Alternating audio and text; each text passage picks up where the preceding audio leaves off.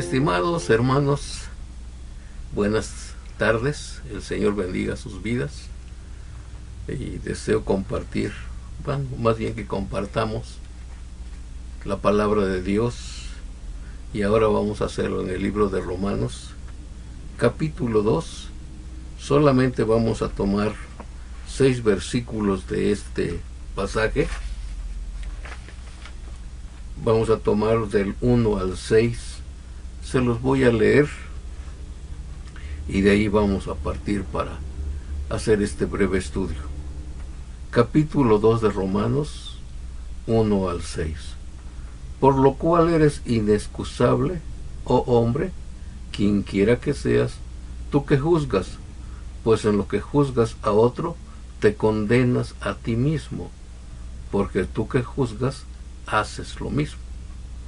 Mas sabemos que el juicio de Dios contra los que practican tales cosas es según verdad.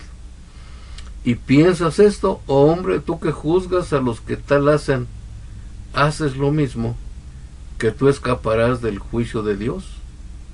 ¿O menosprecias las riquezas de su benignidad, paciencia y longanimidad, ignorando que su benignidad te guía al arrepentimiento? Pero por tu dureza y por tu corazón no arrepentido, atesoras para ti mismo ira para el día de la ira y de la revelación del justo juicio de Dios, el cual pagará a cada uno conforme a sus obras. Estos son los textos que vamos a tomar como base para hacer un breve estudio sobre el tema. Sobre todo vamos a centrar nuestro estudio en el versículo 4. ¿O menosprecias las riquezas de su benignidad, paciencia y longanimidad, ignorando que su benignidad te guía al arrepentimiento? El título que le he puesto a este tema es Aceptando la bondad de Dios. Es el apóstol Pablo quien escribe este libro a los romanos, y en este capítulo condena el juzgar a otros. Al parecer toma este diálogo con un posible judío imaginario, el cual representa a la mente judía en general, sobre todo a los líderes judíos. El apóstol Pablo no conocía la iglesia de Roma. Es por eso que se piensa que no hay alguna persona judía con la que tuviera problemas en Roma. En el capítulo 16 de Romanos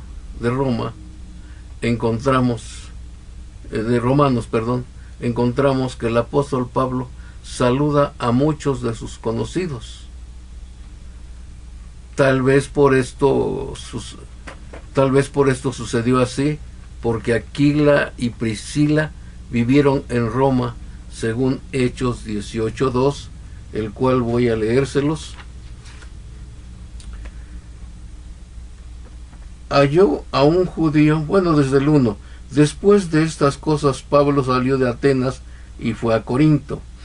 Y halló a un judío llamado Aquila, natural del Ponto, recién venido de Italia, con Priscila su mujer, por cuanto Claudio había mandado que todos los judíos saliesen de Roma, fue a ellos. Entonces, este contacto lo tuvo con estas dos personas, este matrimonio, Aquila y Priscila, que vivieron en Roma. Junto con esto hay otras cosas que nos llevan a pensar que tuvo contacto con ellos sin conocer a la iglesia. Hay otros pasajes que nos muestran cómo conoció a otras personas. Pero además, si agregamos esto, por el ministerio del apóstol Pablo, vamos a ver que él conocía la ideología judía, ya que donde quiera que él iba, lo seguían. Pero no lo seguían con el propósito de escucharlo, sino de contradecirle, de atacarlo. Por eso conocía la mente judía, sobre todo la mente de los líderes judíos. Con ellos discutió varias veces, en varios lugares. Esto lo obliga a ir incluso a Jerusalén a buscar consejo en el concilio de los líderes cristianos de ese momento. Y los que estaban en Roma, muchos eran judíos, pero no sabemos de alguno que tuviera problemas con él. Conociendo pues la mente judía, se adelanta a condenar a los que criticaban duramente a los no judíos. Según Romanos 2:1, veamos cómo dice el texto: por lo cual eres inexcusable, oh hombre, quien quiera que seas tú que juzgas, pues en lo que juzgas a otro, te condenas a ti mismo. El versículo 17 no nos dice así, nos dice un poquito diferente. Y aquí tú tienes el sobrenombre de judío y te apoyas en la ley y te glorías en Dios. Como ven, entonces, está hablando tal vez a un judío imaginario, pero conocía la mente judía. Por eso también podía saber cuál era el punto crítico, el punto a condenar de los judíos, porque era característico de ellos criticar a los no judíos. En esto, al condenar a los líderes religiosos judíos que criticaban equivocadamente, aquí podemos ver que está dialogando de alguna manera con un moralista judío crítico, al cual el apóstol le reprocha una cosa: que vive una doble personalidad y pretende dictar juicios morales contra los que no eran judíos. A ellos, lo sabemos de antemano, le llamaban gentiles. Pero lo que le critica al pueblo judío, a los líderes judíos, que ellos mismos practicaban lo que condenaban, por lo que se contradecían, y entonces su conocimiento y su comportamiento no eran parejos. Uno era el conocimiento que tenían y otro era el comportamiento. Y esto suele sucedernos, tener una doble personalidad. Nos comportamos de una manera que no nos dice el conocimiento que hemos adquirido. Vivir así entonces es vivir en hipocresía, lo cual implica castigo de Dios, según Romanos 2:3, que lo leemos. Y piensas esto, oh hombre, tú que juzgas a los que tal hacen y hacen lo mismo, que tú escaparás del juicio de Dios. Está claro aquí el pasaje. Luego en el versículo 8, pero ira y enojo a los que son contenciosos y no obedecen a la verdad, sino que obedecen a la injusticia.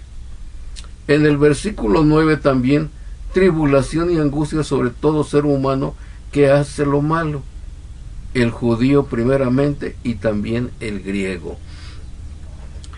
Pablo está diciendo, Dios no va a hacer diferencia entre una nacionalidad y otra nacionalidad.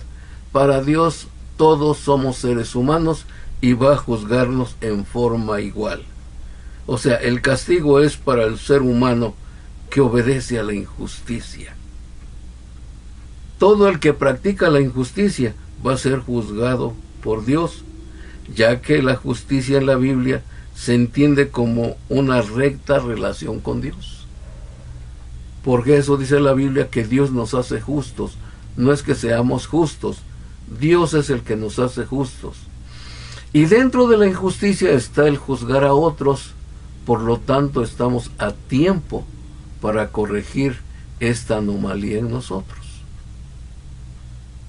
Pongámonos en este asunto así. Para muchos el criticar es una debilidad carnal que nos lleva a condenar a otros, pero no a nosotros mismos. Si somos así, tenemos esta debilidad carnal. O sea que para con los demás nuestros juicios son muy duros, pero muy blandos con nosotros mismos. Somos severos con el comportamiento vergonzoso de otros, sobre todo, y esto es muy marcado a veces, si me cae mal. Pero el mismo comportamiento que tenga algún familiar mío, llámese esposa, llámese hijos, llámese hermanos u otros, soy parcial con ellos. Soy tendencioso, soy blandito para juzgarlos y me convierto así en una persona injusta e incluso, si se puede, me hago de la vista gorda con estas familias, pero condeno muy duro a los que actúan en la misma forma. Condeno en otros entonces lo que hay en mí. Freud, el padre del psicoanálisis, le llamó proyección. Y de esta manera, si yo hago esto, me estoy autoengañando y por lo tanto me estoy causando daño. Esto implica exponerme también al juicio de Dios, según Romanos 2 y versículo 4. Entonces, juzgar y criticar al prójimo nos convierte en severos jueces, ya que los condenamos. Y el apóstol Pablo en el versículo 11 da por establecido que Dios juzga por igual a todo ser humano. O sea que para él no hay acepción de personas. Se entiende que Dios coloca tanto a judíos como a gentiles en el mismo tribunal. De Dios, desde luego. Al reprochar al judío su conducta criticona, le establece que en lo que juzga se condena a sí mismo y practica lo mismo. Se apoya en la ley para justificar su acto y diciendo, yo tengo la ley de Dios, no me va a juzgar Dios igual que a los que no son judíos, porque ellos no tienen la ley de Dios. El apóstol Pablo dice, estás equivocado, ya que practicas lo mismo y pensando que te apoyas a la ley, Dios no te juzgará, y al igual que al gentil, por ser pueblo de Dios. Pero esto nos dice que el ser ligero en su autocrítica, el judío o los judíos, también les pasó lo que en Jeremías 3:9 condena Dios a Judá, quien juzgó con ligereza su fornicación y por eso quedó contaminada la tierra, por ser ligeros en este sentido. Cuando se es ligero con uno mismo para juzgar el mismo acto que otros cometen, Dios condena esta parcialidad. Para los que gustan o practicamos la crítica, nos dice que nos pregunta más bien, ¿nos gustaría ponernos en el lugar del criticado? Pensemos por un momento en ponernos en el lugar del criticado. ¿Cómo nos gustaría que nos vieran los que critican? Vamos a pensar que cometemos un error grande y que nos van a criticar por eso. ¿Cómo nos gustaría que nos vieran los críticos? Eso es ponernos en los zapatos de él, de esta persona que es juzgada.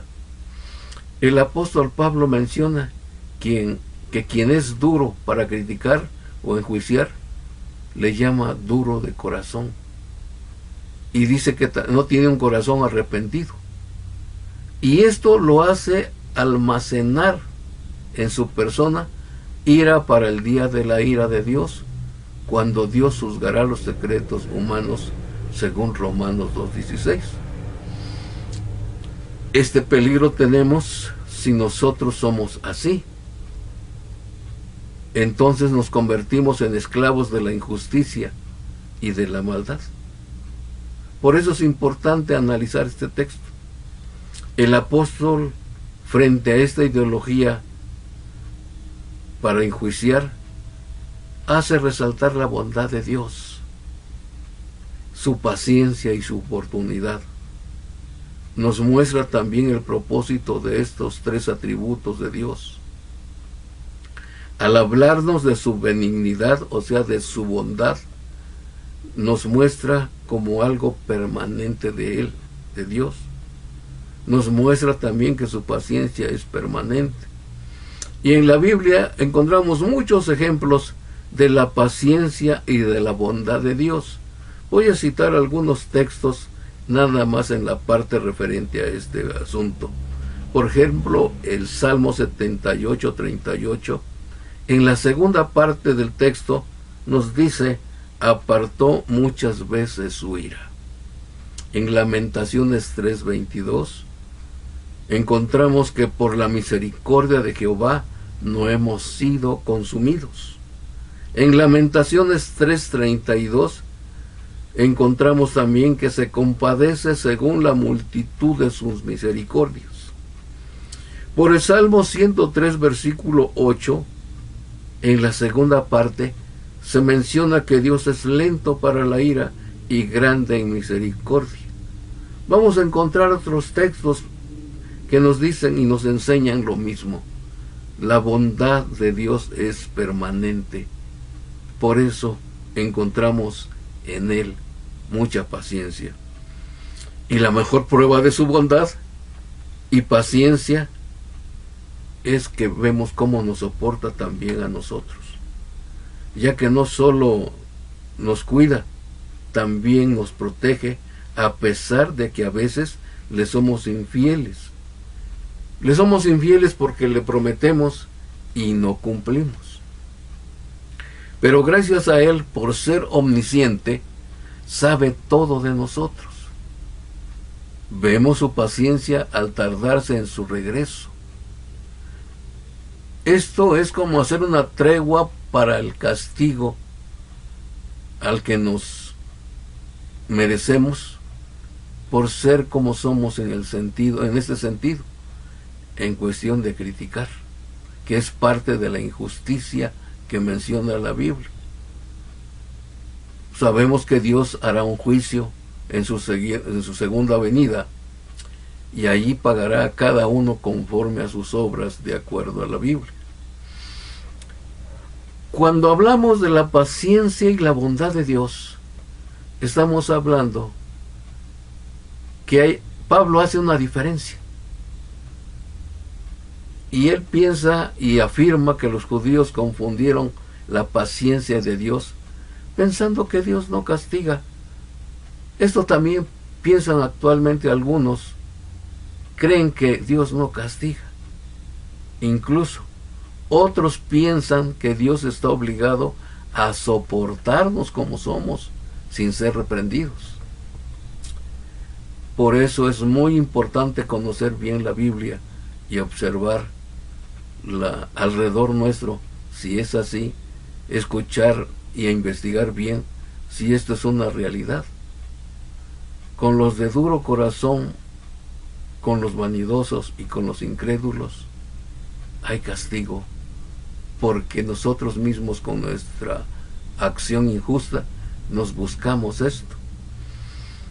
Y podemos ver otro ejemplo en Sofonías 1:12, en donde se anuncia a los habitantes de Jerusalén lo siguiente: castigaré a los hombres que reposan tranquilos como el vino asentado, los cuales dicen en su corazón: Jehová ni hará bien ni hará mal. Y según Eclesiastés 8:11, por cuanto no se ejecuta luego sentencia sobre la mala obra, el corazón de los hijos de los hombres está en ellos dispuesto a hacer el mal. Pero el primer texto de Sofonías nos dice que sí habrá castigo quienes hacen esta injusta acción. Por el apóstol Pedro, en su segunda carta, capítulo 3:9, el apóstol Pedro nos aclara que Dios es paciente con nosotros porque no quiere que ninguno perezca, sino que todos procedan al arrepentimiento. Es esto lo que el apóstol Pablo explica, que la benignidad de Dios y la paciencia nos da la oportunidad de arrepentirnos de nuestros errores para no ser castigados. Nos da tiempo para reflexionar y pedirle que haga un cambio de pensar en nosotros. De esta manera aprenderemos sobre el caminar de la vida a ser tolerantes y comprensivos con los demás. No nos dice exactamente el apóstol Pablo en la pregunta en el versículo 1, dice, pues en lo que juzgas a otro. No nos dice exactamente en qué están juzgando, pero todo el hecho de juzgar lleva a condenarnos, porque no tenemos derecho a hacer eso, juzgar a los demás. En este caso viene la pregunta en el versículo 4, ¿o menosprecias las riquezas de su benignidad? Pablo está diciendo que Dios es riquísimo en su benignidad, es muy rico en su bondad, es muy rico en su paciencia, y no menospreciar la misericordia de Dios es reconocer que efectivamente soy dependiente de Él. Esto también nos permite ver justamente nuestra condición humana, pero aún nuestra conciencia nos ayuda a ser justos con nosotros mismos y con los demás. ¿Cuál es el propósito de este pequeño estudio? Dejar que Dios en su misericordia y bondad siga guiándonos y agradecerle lo que hace por nosotros y en nosotros. Sigamos el ejemplo de David que encontramos en el Salmo 103 del 1 al 5, y vamos a verlo para ver qué nos dice ese Salmo en el 105, que a la letra nos dice lo siguiente: alabad a Jehová, invocad su nombre, dad a conocer sus obras, y así gloriaos en su santo nombre, buscad a Jehová y su poder, buscad siempre su rostro. Y en el versículo 8, se acordó para siempre de su pacto, de la palabra que mandó para 1000 generaciones. El versículo 22, para que reprimiera a sus grandes como él quisiese, y a sus ancianos enseñase sabiduría.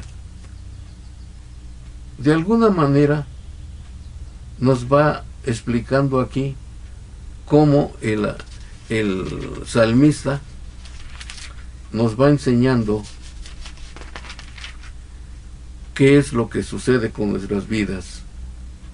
Yo les decía que es el Salmo 103, y es el que nos aconseja: bendice alma mía a Jehová, y bendiga todo mi ser su santo nombre. Bendice alma mía a Jehová. Él es quien perdona tus iniquidades, el que sana todas tus dolencias. Y aquí nos da una serie de cosas que Dios hace a favor nuestro. Misericordioso y clemente es Jehová.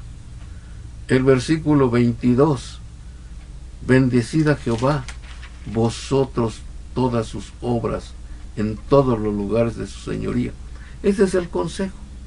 Este salmo y varios más nos guían para reconocer la misericordia y la bondad de Dios por todo lo que hace en todos nosotros y por cada uno de nosotros. Por eso el apóstol Pablo dice: ¿estás menospreciando la bondad de Dios? Es la pregunta que hace en el libro de Romanos, el